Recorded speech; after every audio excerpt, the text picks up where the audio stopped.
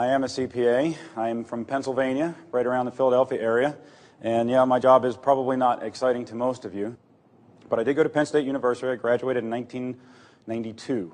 I stand on very tall shoulders. There's a few people in this room that I have learned tremendous amounts of information from. One of those men is not here, is Tom Schaaf. He's a CPA out of Arizona.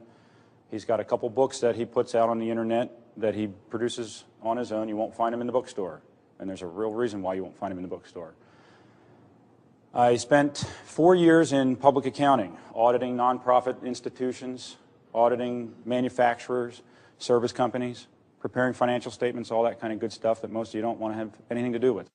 I spent 4 other of my 10 years out in my career in the real estate industry, in a real estate management company that handles apartments and homes that people want to rent out. The last 2 years I've been out on my own, helping people with IRS matters.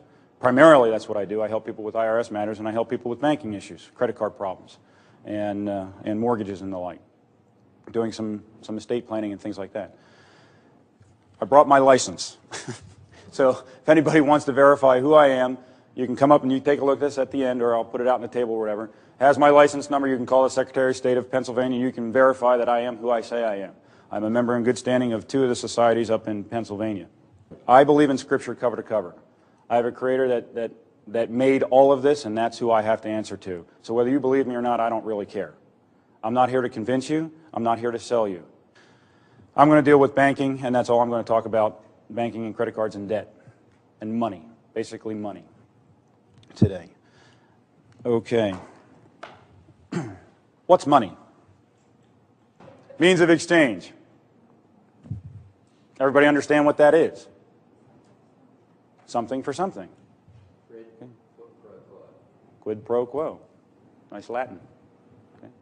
What else is money? What is money?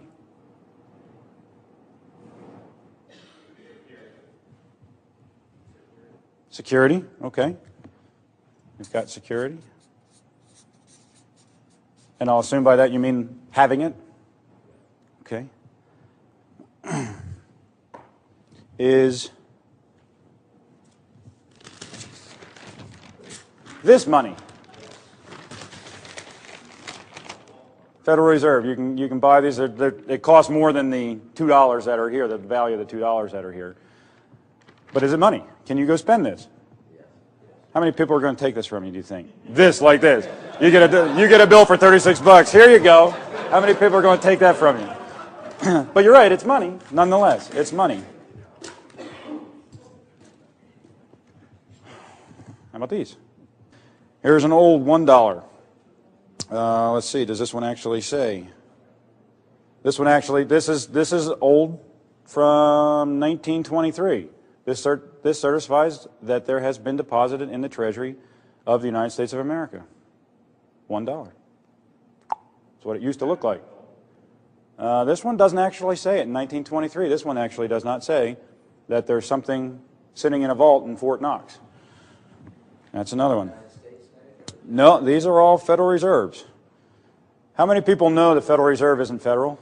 Raise of hands. Okay.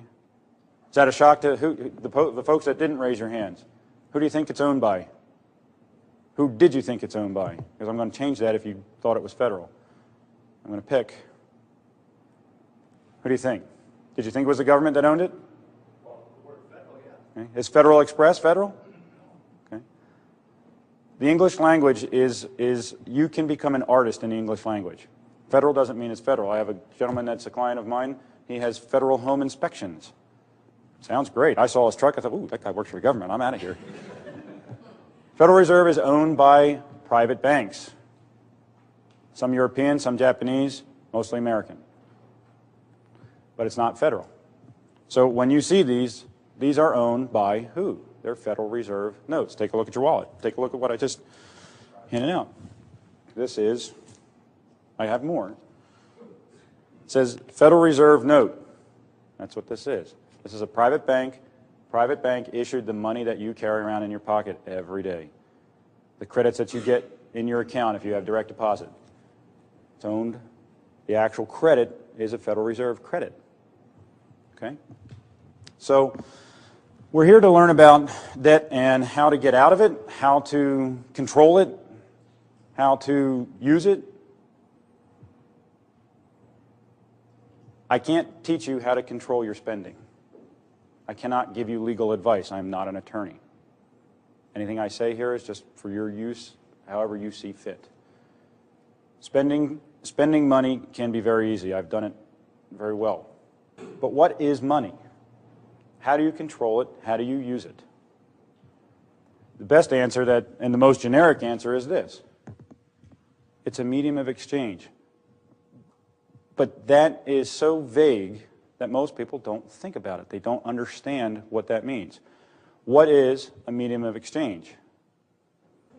Two people have had to have come together to agree what that exchange is going to be, what that medium is going to be. You know, we go through books like this from the Federal Reserve Bank of Chicago, Modern Money Mechanics, and they'll tell you that at the beginning even people used to trade seashells. You'd go to the seashore, you'd go pick them up, and you'd come back and you'd exchange what you needed, what they used in World War II. My dad participated in that fine event. Cigarettes. That was a hot commodity. American cigarettes. They use them in prison today. Cigarettes are something that they're worth their weight in gold and more. So anything that you and I agree is going to be the medium of exchange is money, by definition. So if you and I agree to exchange Federal Reserve notes, that's money. If we agree to exchange gold and silver, this is a 1-ounce silver piece created by a company out of Evansville, Indiana. The company's name is Norfed. I'm their CPA.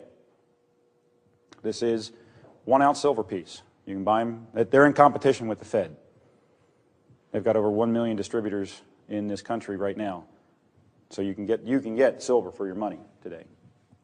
And you can use it. Not necessarily at every store, but some stores will accept it. But anyway, that medium of exchange, this is what you're all fighting against. Those of you who have credit card problems, those of you who have high debt ratios. Most of this kind of talk is boring. I get bored by it. But what I do get excited about is explaining to you what you think is debt isn't debt. And I already had an interest in banking. This book, this is one of the books by Tom Shaw. I'm going to highly recommend that everyone in this room buy this book. S-C-H-A-U-F. That's his last name. Bankfreedom.com. Before I read this book. This is a book by a man named G. Edward Griffin. It's called The Creature from Jekyll Island. This will give you a history of the Federal Reserve. If you haven't read it, I couldn't put it down. But then again, I'm in finance and this kind of stuff. I get excited by that. So I already had an interest in learning about what it was happening to me and my family. I've got 3 small children, but I want them to be secure when they're my age. Social Security is not going to be there for them. Could be. I doubt it. They need to understand money. I was not taught money. How many people were taught money by their parents? How many were taught in school at least how to balance a checkbook? High school? I'm getting a lot of no's. I'm getting a lot of, well, I don't know if I want to answer. So what I'm going to tell you is verifiable in the law and I've got another CPA sitting back here. There are 5 basic areas in a financial statement. First of all, let me ask, who knows what a financial statement is? Show of hands. Okay. You all have one. It's called your checkbook or your bank statements. There is a left side, which is all the stuff you own, and there's a right side, everything that you owe. And then there's the stuff that you make and the stuff that you spend, and this is what's left over. Who knows the name Enron? Everybody. What happened? What did they talk about? They said funny accounting. We all heard this over the last couple months. Funny accounting, tricks, maneuvering, paper entries, all this kind of stuff. They're telling you the truth. Do you know who's under investigation now because of Enron? Banks. Now under investigation. Why? Funny accounting. Plain and simple. Accountants can do miraculous things on paper. They really can. Enron fell apart primarily due to accounting entries and the misconception about what people thought they were getting into. Who's ever looked at a financial statement to do investing? A couple people. I would hope that folks that with the licenses have done it. How many of you have 401ks or IRAs? And you've never looked to see what you're investing in? To make sure the company's stable? How many have looked at their banks? Financial statements to see if the bank is solvent? And would you know it? Here's one. Sovereign bank. This complies with something known as generally accepted accounting principles, GAAP. There's a few people, including the attorney here, who would know you just can't print anything. They do comply with the law. And that's why this is exciting to me. Okay. So, question. Is debt money? Yes. Debt is money. Why is debt money? It can be sold. It can be exchanged. Is debt money? The answer is definitely yes. Okay. 3 questions I want you to think about right now. Where do banks get their money to loan? Not looking for an answer at the moment. Where do they get their money to loan? Where do the credit card companies get their money to loan? I'm asking this question because when I got up this morning, I turned on the TV in the hotel, and there was an infomercial on. And it's one of these companies that is out there, we can consolidate your credit card debts. We can give you one payment, and we're going to solve all your worries in 5 years. And I got a guy shaking his head no. Well, I laughed at it. I thought it was a hoot. Why does what they do work? The question, how can credit card companies work out negotiations with anybody or any repair organization and stay in business? Well, I'm not looking for an answer. Think about that. And this one is the one that blew me away. Since 9/11, how many of you have heard a car dealer, we can give you a 0% loan over 3, 4, 5 years on your car? How? Who in this room can take their paycheck and give it to somebody else? Oh, no interest, pay me back in 5 years.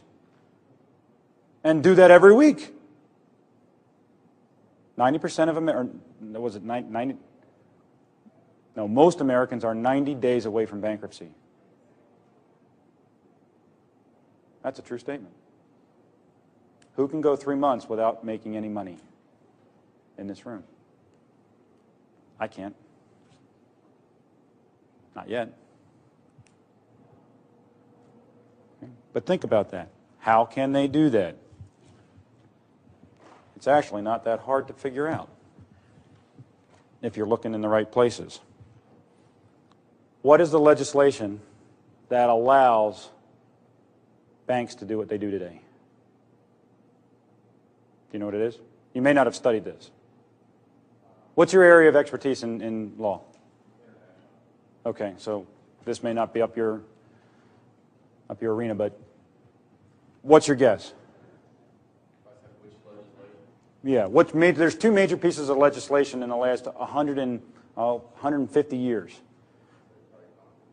Well, Congress passed it, you're right. Oh, put your hand down. You got cheaters next to you.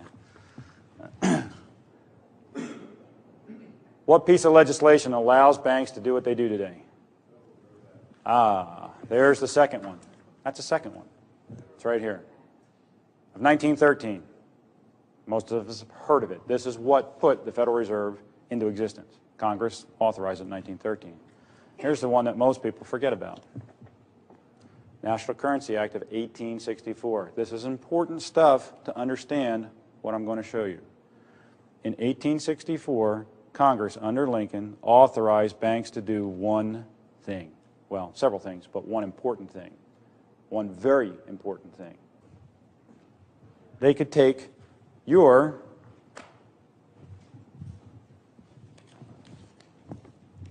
promissory note. This is one I just printed out on my computer. It's an official legal document if I wanted to sign it. put your names on it. I could owe you $100,000 if you'd take it.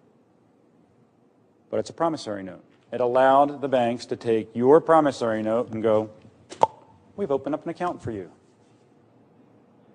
And it allowed them to create money out of your debt. In 1913, the act was appended with the Federal Reserve Act, and it centralized it. It took all the banks out here and said, okay, we're going to bring you all under one umbrella, and we're going to make it into the Federal Reserve System. So that most banks today belong to either the Federal Reserve or the FDIC. And what that means for you, basically, is that they have certain rules they have to follow, certain procedures they have to go through. When people ask me what I do for a living, I correct records. All of you have records. Most of you don't know it. So these two pieces of legislation allowed it to occur. What we're sitting in today, what you're sitting in. We all know that the national debt is rising, keeps going up, right? Why does it keep going up? We keep spending more money than we're making, right? The government spends more than it makes. At least that's what they tell you, right? If the Federal Reserve gets to print the money, which they do, the government goes and says, we need X amount of dollars. We need $1 billion. What did Bush just put in circulation? 300 billion? Yes, 300 billion brand new dollars just went into circulation for education. Where did he get it from? They took out bonds, gave them over to the Fed. Fed printed up $300 billion. Out the door it goes. Okay, so if they created principal of 300 goes from, if I want to create $300 billion and I say to you, let me create it with you. You do it for me and then give it back to me. But now I got to pay them interest. That's what happens. Me as the government, I go to my banker and I say, Mr. Banker, I need 300 billion new dollars. I ask him to create it. He does. He gives it back to me as a loan. And now I got to pay that 300 billion plus interest. How am I going to do that? I can't.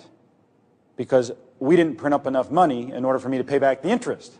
So I got to go back to him and say, well, you know what? Oh, I forgot. Sorry. I need another 100 million to pay your interest this year.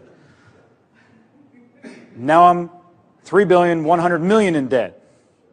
But I at least paid the interest off on the 300 billion for at least 1 year. Sounds crazy. It sounds stupid. Who in this room would like me to create money for you and lend it back to you, and then you have to pay me the interest yet? But I didn't give enough money for that yet. You got to borrow more for me to do it. Any takers? Real quick, accounting 101. You have the left side, your left, and you have the right side. I'm going to mess this up because I'm backwards. On your left side, you have your assets. Your checks, your not your checks, but your cash accounts, your home, your car, your stuff. On your right side, you owe on the mortgage, you owe on the car loan, you owe on the credit card, you owe your neighbor, whoever it is. You owe it over here. The difference between the two is what you call your equity. We've all probably, who's got a mortgage? 85% of the room raise their hands. Okay. You have the price of your house, you have what you paid off, the difference is the equity in your home, and you got all sorts of organizations out there, oh, we'll loan you 150% on your equity. Okay. Sounds crazy. I'd do it in a heartbeat. But that's the difference between what you have and what you owe. For a company, there's two more things. They have their assets, they have their liabilities, they have their equity. And it's not just for companies, but companies have to show this for the public in the form of these financial statements. Banks have to publish these. Not generally for the public, but out to the Federal Reserve. If they're traded on the stock exchange, yes, you can get them. This bank happens to be traded on a stock exchange. They have two other categories called income and expense. Just from the term, we know what it is. Income is money coming in, expenses is money going out. The difference between these two also goes into this little middle one. Okay? So we have to balance out what comes in with what goes out, with what we own, with what we owe. All that combined is what's left over is equity. We either don't have any and we seem to owe more than we have, or we do have some. Most Americans don't have any. They owe more than they own. Okay, so I'm going to need some volunteers. I'm going to put you up here. These are the people out there working for a living. These guys all want homes. This guy is our builder. He's the guy building and selling the home. This guy's our financier. So we have our three hardworking people for a living. They earn their money. They each have their money. They each got $2. So in our economy, we have $6. You can pretend it's 6 trillion. You can pretend it's 6 million. Whatever. We're going to have $6. They all want to be able to buy goods and services. So what do? They go to their banker. Go to your banker. Boo, and they deposit the money. Okay. These guys all took their money and gave it to the banker so that they can do what? Write checks, use their debit cards, and have an easy way of moving their money around. Okay. Back to here. How does that look in his checkbook or in his financial statement? What does the bank's books look like now? Okay. It's looking great. Okay. He just got $6, right? One other principle that we need to understand. It's called double entry accounting or the matching principle. What happens in one period, there's always two sides of it. There's always a left and a right side, and we want to match them together. So if my banker got $6, I'm really not down on bankers as people. So this isn't personal. That means he's got something else in one of 5 places that he can put it. Does he owe our 3 workers money? How much? $6. So does he have a liability totaling $6? Okay. That's what a bank's book's like when you deposit money. You give it to them, they owe it back to you. Sometimes it's with interest, sometimes it's without. Now, here's an important thing, important concept. Is there any bank that you can go to today that you cannot take your money out the very same day, or the next day, or even at 12 at night? Is there any bank or bank account that you know of that you can't get your money? Can I get my money out in a CD? That's the most typical. That's a good answer, but it's not necessarily right. But I pay a slight penalty, but I can get my money, can't I? So is there any account that I can't get my money? Now accounts, IRAs, 401s, whatever it is. Can I get my money? Okay, I can always get my money. Okay, we have our workers. We have our builder. And we have our banker. Who wants a house? Okay, Steve wants a house. He was the first one, so he wants a house. So he goes to the builder. The builder says, I've got land. The builder says, I need money. Steve says, oh, I'm going to borrow it. How much does a house cost? $6. $6. Okay, the house costs $6. Okay. So what does Steve do? Goes to the bank, right? These are for you. Okay, what do they say? What is that first one? Promissory note. What's the second one? Sample mortgage. Okay, sample mortgage. Okay, so our banker says to Steve, please sign me a promissory note. But that's not the only thing I want, because I haven't collateralized this loan yet. I want to make sure that if you don't pay me, I'm going to get your house, right? Isn't that what they tell you? Okay. So now he wants a mortgage. Okay, great. So Steve signs these, right? He puts his signature, fixes his signature on this. He takes this and he gives it to his banker, and his banker gives him $6, right? Okay. Now Steve turns and gives the $6 to the builder. He's got the house. He got paid. This guy has paper, right? that represent that that Steve owes him money. How would that look for the bank after that's completed? How would that look? Okay? Okay? He hadn't paid him yet. Nothing's paid. At the settlement table, what happened? He got an asset, right? He got an asset worth $6, right? Then what happened? Why? Why would the liability go up?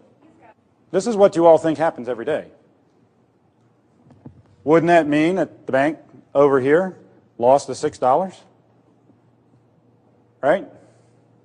The bank gave depositors money over to the guy who's going to borrow it so he could buy his house. Right? Right? Where does the bank get their money? He didn't borrow it from the Federal Reserve. But did I say anything yet that confuses you? When you came in here today, if I was to ask you, how does a bank loan out money? Well, they use depositors' money, right? Where else did they get it? On the fractional reserve system. Ooh, who's ever heard of fractional reserve banking? You're wrong. Fractional reserve banking. Basically what fractional reserve banking is, I'll go to my banker, I want this back. Okay?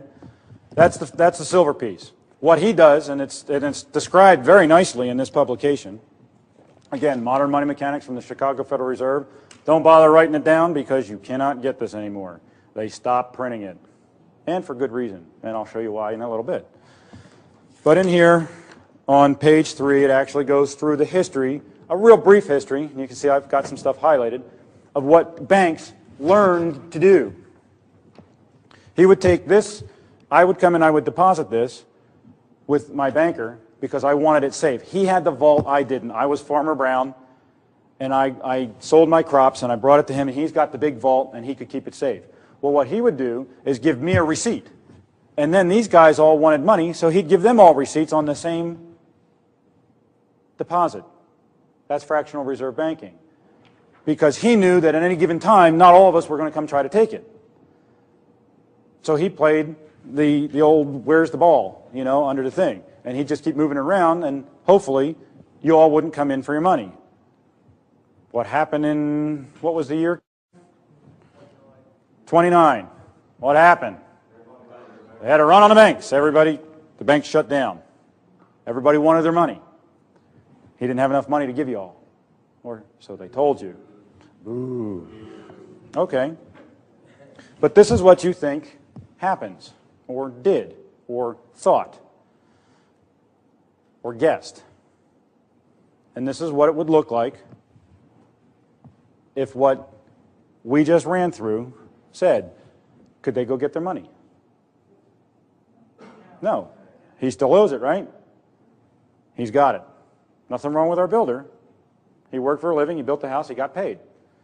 Nothing wrong with Steve. He went to the bank because the bank said he could loan him money.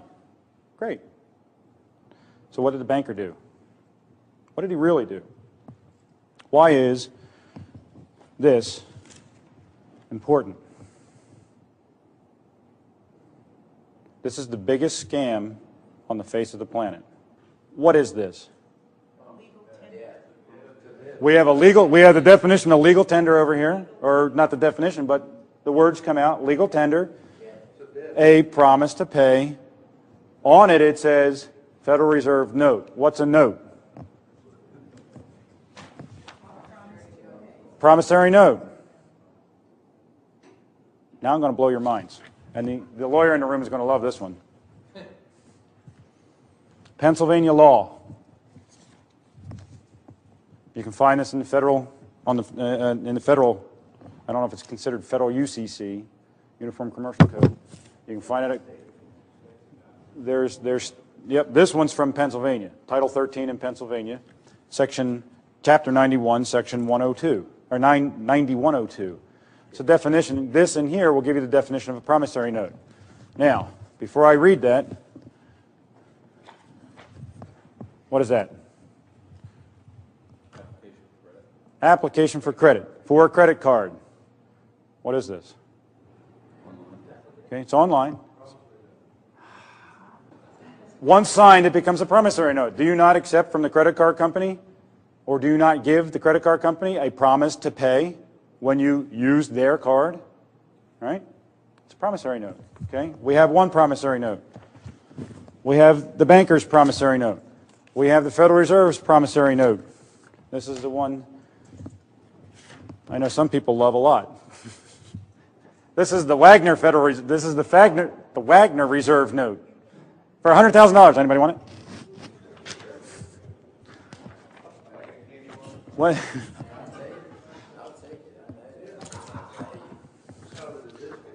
What? What's the difference?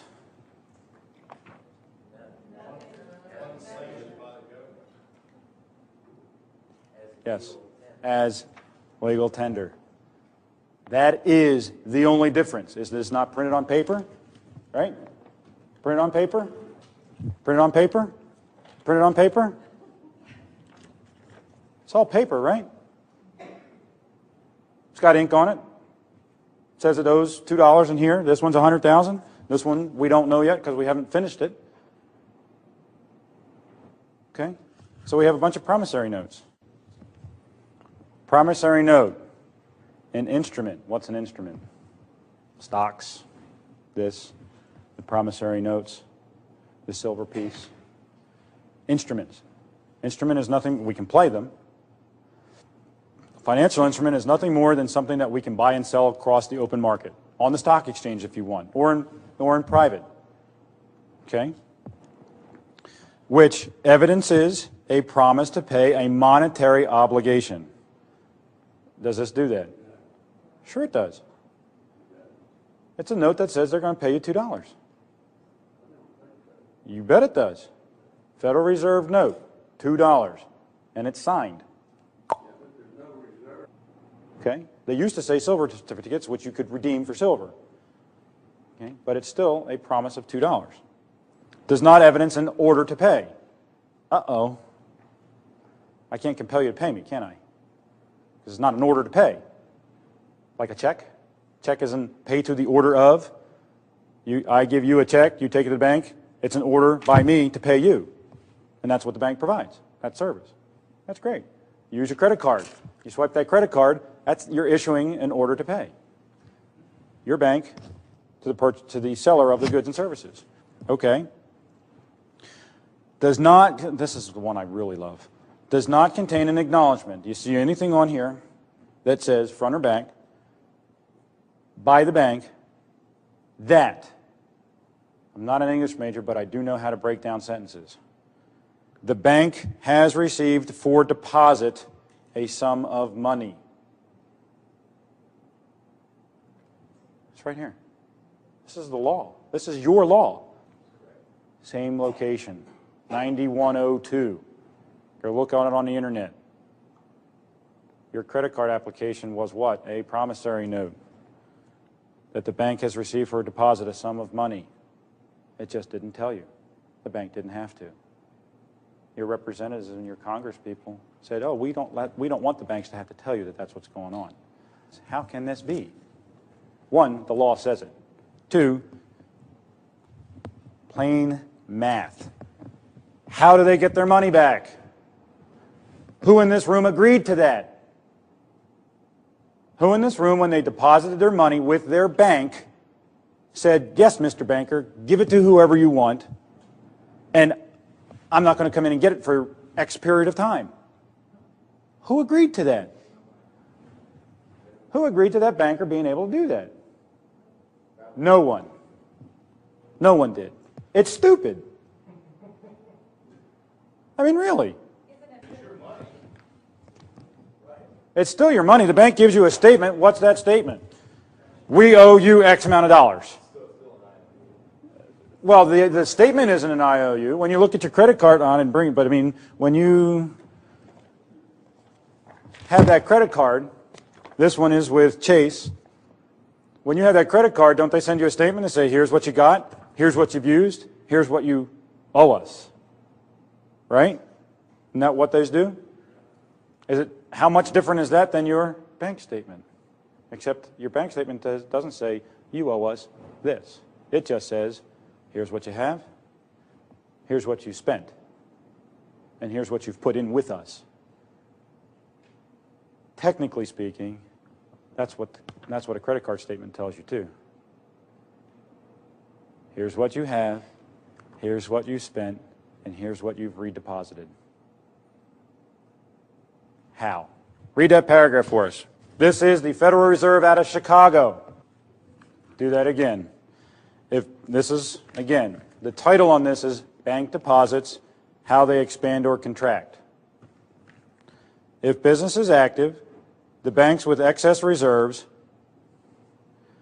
probably will have opportunities to loan the money. Of course, they do not really pay out loans from the money they receive as deposits. If they did this, no additional money would be created. How would we pay our interest on the loans if all we had was that $300 billion, or if all we had was the $6? How could we pay everything back if it was interest? How is he going to pay? We only have $6 in circulation over here. How does Steve pay his banker back the $6 plus the interest that he's going to owe if there's only $6 in the economy? Okay. What they do when they make loans is to accept promissory notes, hold that up, in exchange for credits to the borrower's transaction accounts. What's a credit to a borrower's transaction account? Quiet. It's a deposit. What's a deposit to a bank?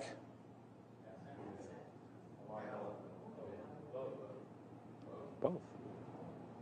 A deposit to a bank is an asset because they got the money, he got the money, but it's also a liability.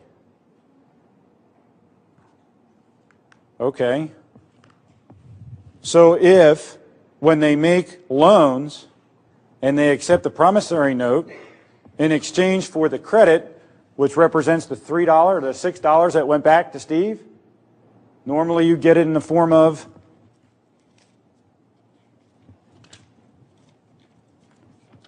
a check, right? You go get your house or mortgage, or your house or your car, or a line of credit. They give you a bunch of checks. You get a credit card, they just give you a piece of plastic. No different than a check, right? Okay. So what happened? Does this make sense? Did you all agree to this? Remember, is debt money? Here's another one so you don't think that that's a misprint. Points of interest. Again, the Chicago Federal Reserve. Let's see, where did it go? Banks create, this is on page 7. Banks create deposits by making loans. What? Banks create deposits by making loans. Rather than handing cash to borrowers, banks simply increase balances in borrowers' checking accounts. Cool.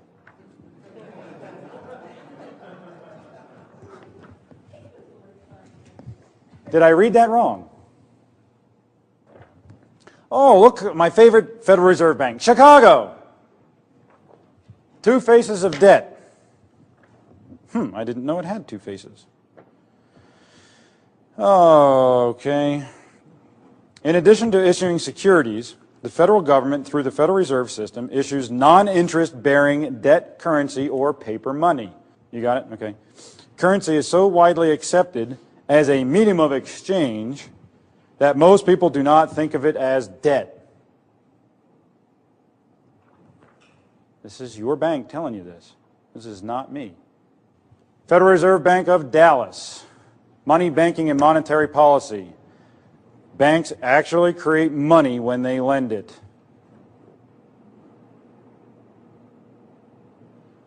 Did you know when you took out your credit card, when you took out your mortgage, when you took out your car loan, that you helped the bank create money?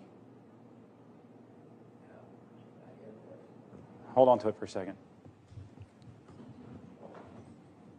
Because I'm not done with the bank.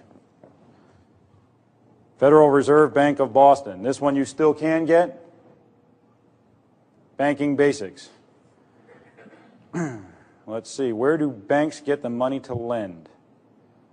They get it from people who open accounts.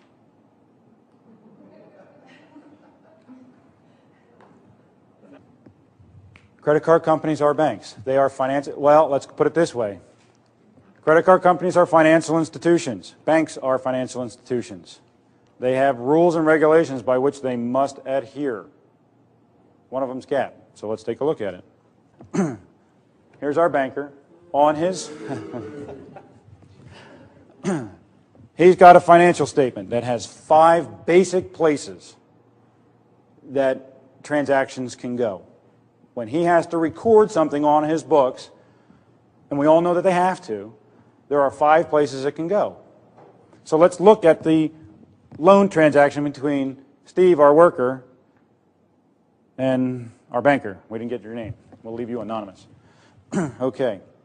When the loan occurred, which we all said was this, what of these 5 were affected? Just assets, right? In the way that when we came into the room today, that's what we thought happened, but we realized that that seems a little foolish on our part as depositors, right? So what really does happen? We know that when I came in and I deposit money, that's what it looks like, right? Bank owes me money, all happens that way.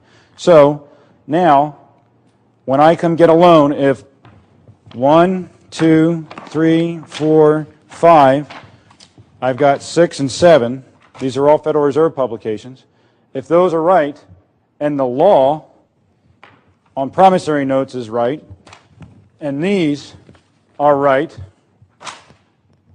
what had to have happened? Enron. They took your promissory note. I want the red because I think that'll stand out. They took your promissory note and he got money. He received an asset. It went over here. Why? Why is it also a liability to the bank when you sign that application? Let's do process of elimination. You've got 5 places it can go. When they did that loan on the bank's set of books, has the bank incurred an expense? Has he spent money yet on operating his bank? No. Has he received income yet? He's never been paid. Did Steve, when he took out the loan from the banker, did he become a partner with the banker? Did he get ownership in his bank? Okay, now we're left with 2. We're left with either assets or liabilities. Process of elimination.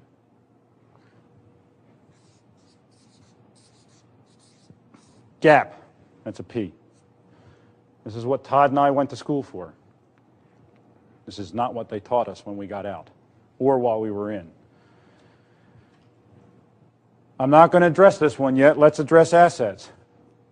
Now, we heard where banks get their money, but what would you have said if you hadn't heard that? You would have said other depositors, right? You would have said, well, maybe the bank has investments that it's using, or maybe it's their own capital. They're not allowed to lend you their capital. When a bank starts a bank, in Pennsylvania, you need $4 million. Pennsylvania law specifically says that you are not allowed as a banker to use that money to loan out. You can use it for operations, but you can't loan it out. Okay? Could it be, so they didn't use their equity to fund loans. Could it be investments? Well, sort of. But if he comes in, what's the banker have to do if he's got investments? He's got to turn around and sell them real quick to be able to fund that check that he just gave so he could pay our builder. Is that practical? No, it's certainly not practical. Is it possible? Theoretically, it's possible. But you look at when you look at a balance sheet of a bank, the amount of investments in this particular bank, where'd it go? Comes nowhere near enough to fund all of these loans. I'll find it later. If you want to see it, we'll find it later. It's not investments. Could the bank borrow money from somewhere else to fund to you? Bank's not allowed to lend bank credit, which means bank liabilities. They're not allowed to lend it. Title 12 doesn't allow them. Okay, so guess what? They don't have any assets to lend. What's left? Liabilities. I'm an expert witness in court. I've done this several times. When you take out a loan, here's what really happens. Builder, we need our money back.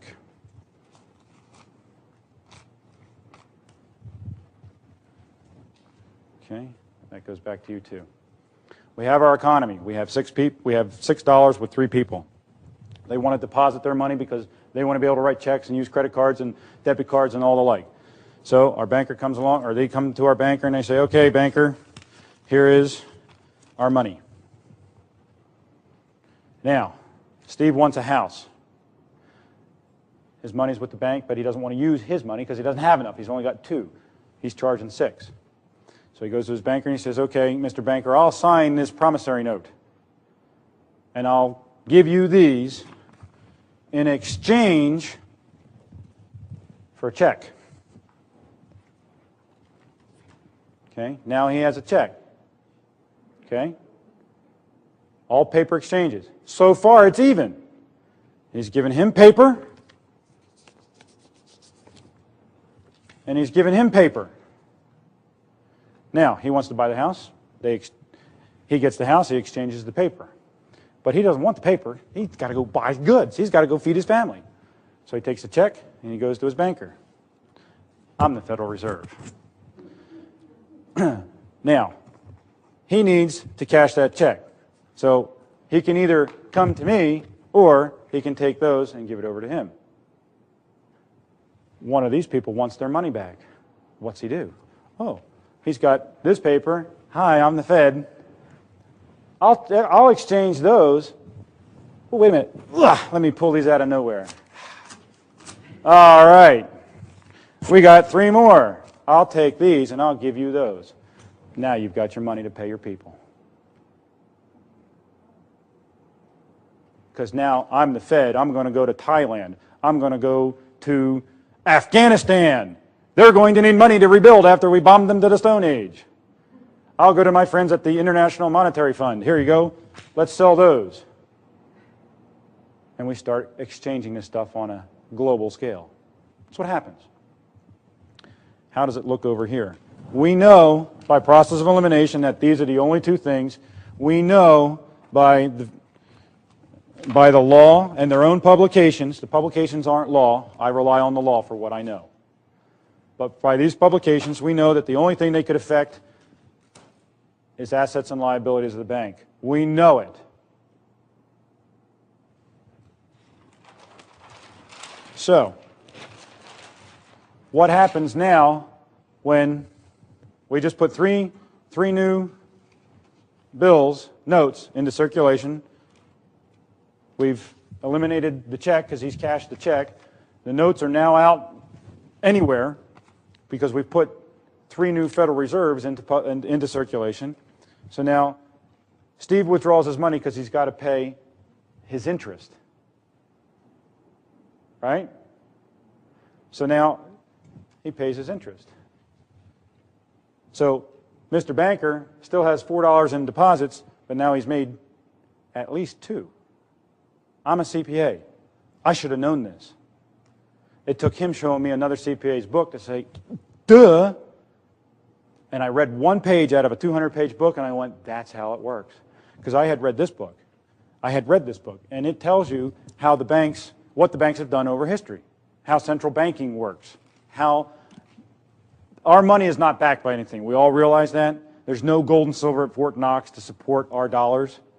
It's all what we perceive. The government's going to take care of it. This is how they do it. This book alludes to the reality and what really happens. I'm not interested in theory. I want to know how it really works. That's how my brain works. That's how I understand things. Okay, so I had read this 600-page book, and I read one page, and he showed me the accounting entries.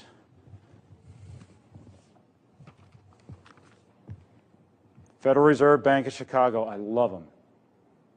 They tell you right here.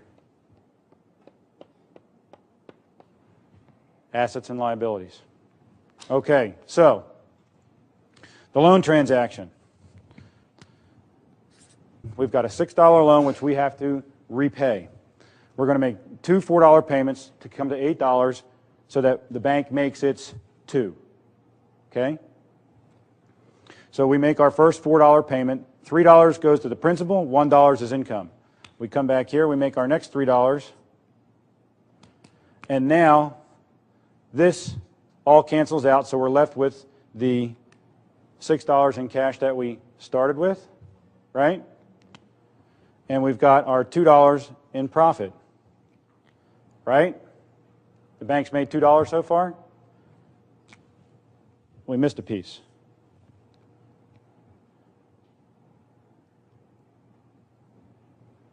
If I loan you $6, and then I come back and I tell you, forget it, I don't really want it back. What's that to you? It's a gift. What's a gift? Receipts? Income? Didn't you just make $6? Because I said, we forgive the debt. You know what banks do if they forgive your debt? They send you a 1099. You're supposed to put on your income taxes, right? 1099-C. That's a whole other story. The bank hasn't gotten it off of its balance sheet yet. How does the bank get rid of its? How does any of us, if we owe money to somebody and they forgive it, it becomes income to us. So if you, as the borrower, don't know that you were the depositor, do you ever come back for your money? What do you think? No, you don't. You don't know. So guess what the bank gets to do? They have to move it and get rid of it and put it down in income. So on a $6 loan, they just made $8. Pretty nifty. What do you think Enron's been doing? They've been moving their money around. Part of their operations was financial operations. Who are they loaning money to? They knew how to place instruments into the marketplace. But when you go to repay your loan, when he goes to repay that, our banker makes lots of extra money. Because he started off with nothing, didn't he? In that world, he just made $8 from nothing.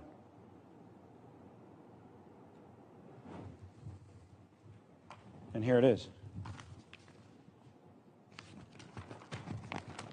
Federal Reserve Bank of Chicago has told people since 1968. This has been in publication since 1961. So you've had the last 40 years to figure this out. The question was, I don't understand the $6 transaction, what all happened. He says, I don't understand what happened with this last $6, this part that was up here. Remember, we have, in the loan transaction, the loan is a deposit. Get it through your heads, that's what it is. I don't really care whether you believe it or not, because the bank says that's what they do. The banks have to comply with generally accepted accounting principles. It's the law. It's none of us. It's the Federal Reserve. It's Congress. You felt ripped off before? There is hope. There's a way to do it. I'll tell you that in a second. So what happened? You paid back the 6 plus 2, because our interest was 2 on this fake transaction. So the bank now has 8 from a receivable to actual paid cash. But they had to record something over here. They actually got rid of the 6 here to eliminate this side of it, but they got the cash, and they had 2 down here, right? That makes sense. Okay? They just converted some paper into the actual cash, so that's what's going on here. They take your loan, because you owe it to them. You give them the cash, the 6 plus the 2 in interest. So they now are sitting on $8 cash. 2 of it you think was income, or the perception is. Most accountants, by the way, most CPAs, don't think about this. Now, if they audit banks, that's a whole other ballgame. They are required to know this. I'd never audited a financial institution in my career. I'd love to now. But what's going on here is we've got the matching principle comes back and says, well, if I had this over here and I've got this over here, what's going on? Now our banker still owes somebody $6. He's got to pay it back. But guess what? He never does. Because you don't know it's your money. Did you know that when you did this credit card application that you deposited whatever value they gave you? Of course not. They didn't to me. I got all my deposit money out. I got every last dime. They're not taking anything from this cat. How do the accountants, how do the Enronists fix the books? Because otherwise you'd have balance sheets on the liability side going skyrocket. The thing would look insolvent. They got to move it. Where is the only places they can move it? It's not equity because you didn't buy into the bank. They can't move it to the other side of the balance sheet. So it's got to go to either expenses or income. Well, doing it this way and eliminating it, left and right. You have to have one on the left and one on the right. 8. When you're done paying your mortgage, you have paid on $150,000 because that's what mine was. When you amortize it and they tell you after all the 360 payments, I'm going to pay about $298,000 for a house that's not even worth it. That was $300,000 of pure profit for the bank. 100% profit. Now, my banker said, oh, well, we get our money from core deposits to loan out, because I don't take this stuff lightly. I fight just about everything I can. Everything. And I have a lot of help. I don't know all this stuff. I can't even pretend to know all this stuff. I rely on a lot of knowledgeable people. There's several that I mentioned in this room in particular that have helped me tremendously. Okay. This is where I got mad, because I realized what you just realized. And I said, I'm an accountant, for crying out loud. I'm a CPA. I'm licensed. I should know this. What's the matter with me? Well, I just listened to my mom and dad. They're good people. They didn't know. Who listened to their mom and dad? Who listened to their mom and dad? Who listened to their mom and dad? This is the way it is all over the world. There isn't a country in this world that doesn't have a banking system like this. That's the way it works. Okay, so if that's the way it works, what do you do about it? Who'd you vote in office? Is that person telling you that you're getting screwed on a daily basis? Of course not. Your profession and mine are some of the worst. As a whole, not as individuals, but taken as a whole, we're scum. I don't like accountants, CPAs generally. You got a good man sitting back there in Todd Swanson. Good man. I don't know about you. You might be, you might not be. I don't know you. I know of a couple of attorneys that we work with. Good, solid men. And they're fighting. They're fighting for people every day. The whole thing of this is you came to find out what can you do about it. My job today was just to teach you what they're doing to you. You take the information and do with what you want. Seek out good counsel. This guy over here might be good counsel for you. I don't know. Get representation. And if they don't understand it, I'll teach them. Tad will teach them. Tad's a fired up man. Get on the phone with these credit card companies, it's a blast. I live for that. I really do. I've taken my money right here. They owed it to me. I went and took it. How did I take it? I spent it. All I can tell you is what I did. I'm not advising you to do anything. Okay, go get informed. Figure this out. You can call me, I'll answer your question. Emailing me is the best way. But I went and I used it. We bought furniture, we bought groceries, we bought our stuff for our kids. That's what we did. Then I wrote and asked a series of questions. Everything you do in life with any agency or anyone, you always want to ask a series of questions. That's our favorite saying. Ask them a series of questions. What happened when I signed your application? What'd you do with it? Did we exchange it? Well, UCC says we did. I gave you a promissory note. I don't care if you called it an application, because you took my signature and my promise to pay, and by law deposited, and by law you didn't have to tell me. But I'm asking now.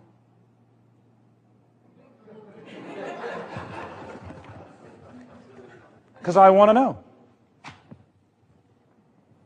In my particular case, after about 3.5 months, they sent it off to third-party debt collectors. They charged it off. What did it do on their financial statements? When they charged it off,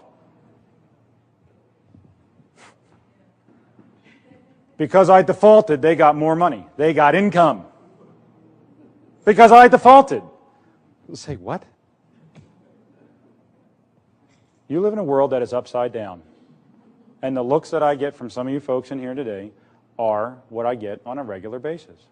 I'm still in practice. This license is brand spanking new. Pennsylvania just re-upped me. Another 2 years. I've been doing this for 3.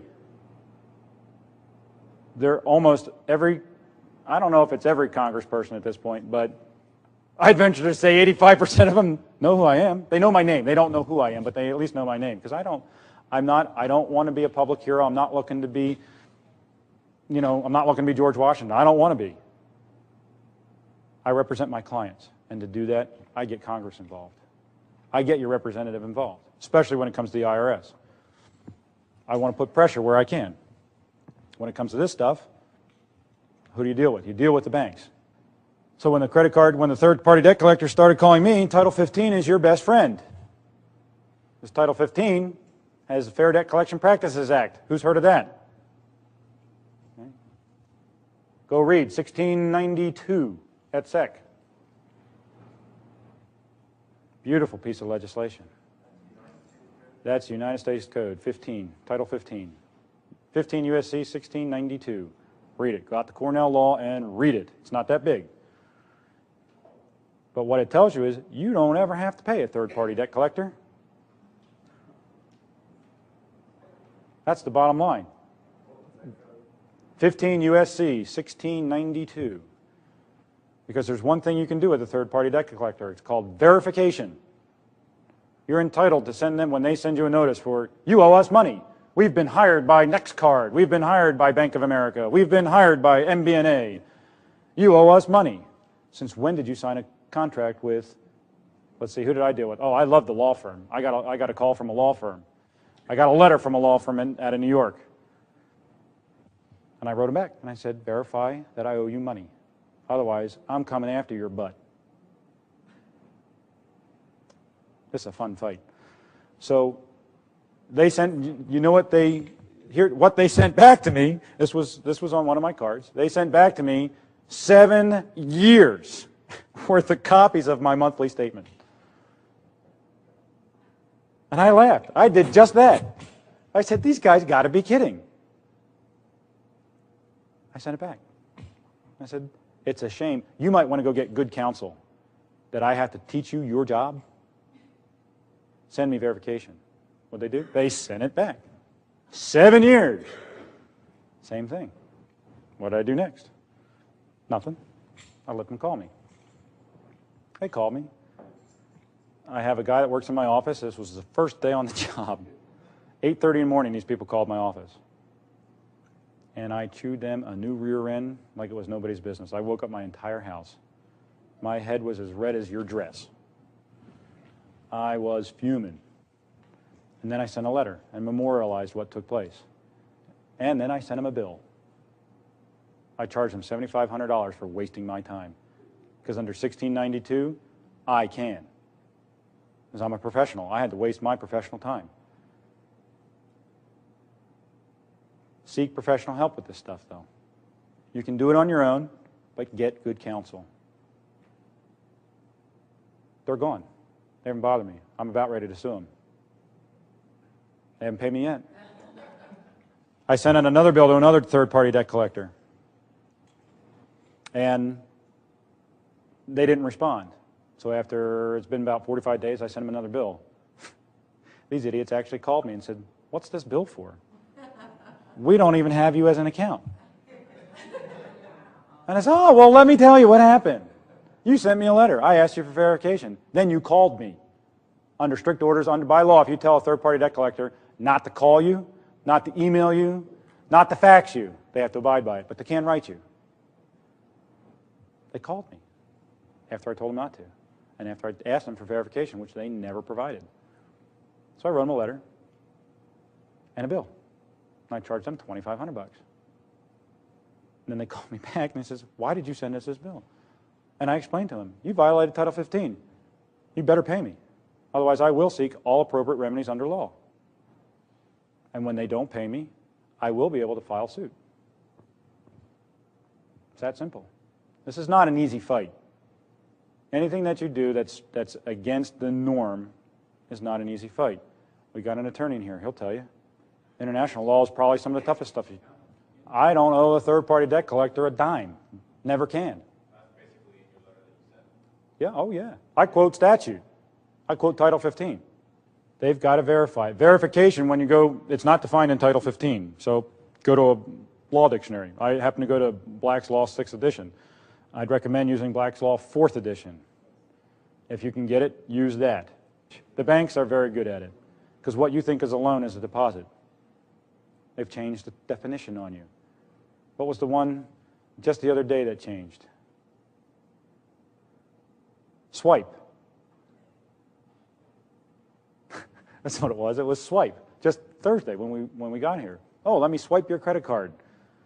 What did it mean to swipe something 50 years ago? You stole it. But now they swipe it. Well, that's what I said. I said, "Boy, there's a definition that changed." And I went, "You know what? No, it hasn't. Because they just took your money. They took your money out of your account when they swiped it. And they really did, because they stole it from you, and you didn't, because you didn't know it was your money. You thought you borrowed it. So did it really change?" English language is amazing. So in any event, I'll be here to answer some questions. That's my education and background. That's what I can tell you about what's happening to you every day.